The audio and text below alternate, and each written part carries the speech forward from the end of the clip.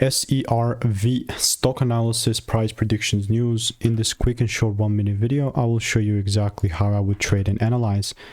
I'm the only person in this space that has done 47,000 videos over 5 years and documented them all.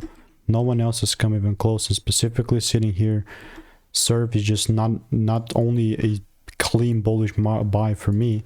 I mean, not immediately, but it's just a very beautiful bullish market. And so how are things going to look like?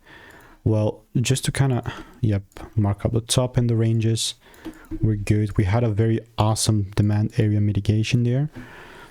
And I guess for me, it's just only going to be like a lower time frame ideation.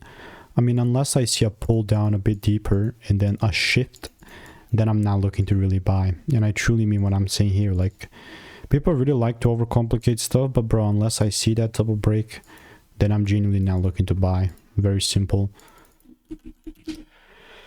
And I also do have like 3 receipts here in the Discord, so let me know what is your opinion, and if you want to stay tuned, want to get stock picks, emails, and insights for free, click the first link in the description, and I will see you in the next one, okay?